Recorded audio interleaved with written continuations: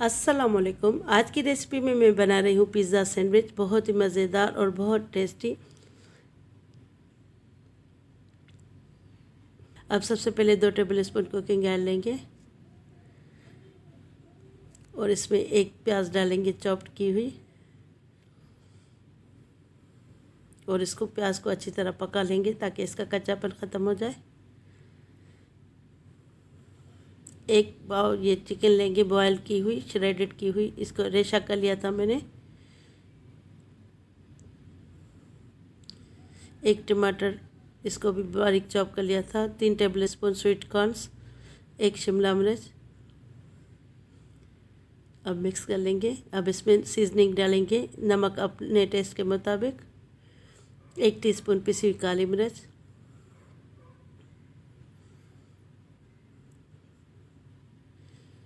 अब इसको मिक्स कर लेंगे ताकि इसमें अच्छी तरह ये मिक्स हो जाए मसाले।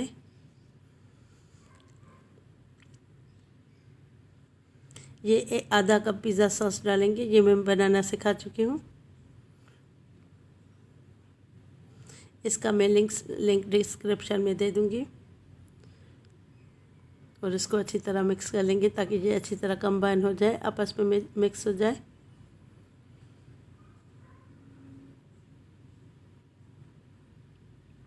अब इसमें ये ड्राई सूखा हुआ ओरिगानो डालेंगे, ऑप्शनल है, अगर आपके पास नहीं हो तो ना डालें। अब मैंने इसको मिक्स करके ठंडा कर लिया था। ये ब्रेड के स्लाइस लिए हैं, इस पर ये थोड़ी सी पिज़्ज़ा सॉस डालेंगे, आपकी मर्ज़ी है। अगर उसमें भी हमने डाली है चिकन में, अगर ना लगाना चाहें तो केचप भी थोड़ी सी लगा सकते हैं।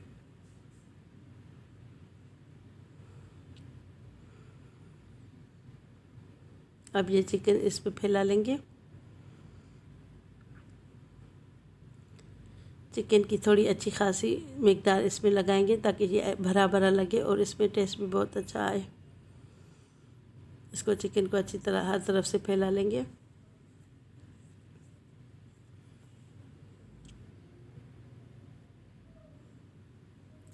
ये मैंने चीज़ स्लाइस लिए हैं, आपकी मर्ज़ी है, आप वो श्रेडेड भी ले सकते हैं चीज़।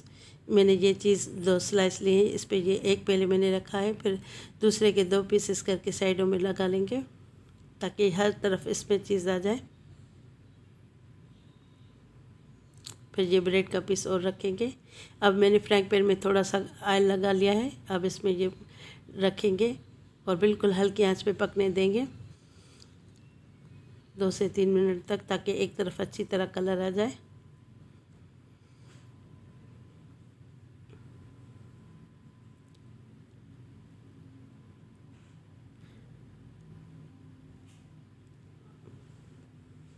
अब इसको पलटा लेंगे, देखेंगे कि अगर एक तरफ से पक चुका है, सिक चुका है, तो फिर हम दूसरी तरफ से पका लेंगे। ये देखें,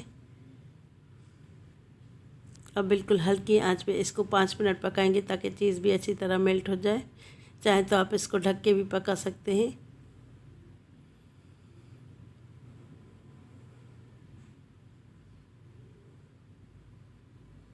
अब मैं इसको निकाल के डिश आउट कर लेती हूँ। ये देखिए, अब ये तैयार है। फिर मैं आपको काट के दिखाऊंगी। ये देखिए, मैंने इसको 2 हिस्से कर लिए हैं। उम्मीद करती हूँ मेरी रेसिपी पसंद आई होगी।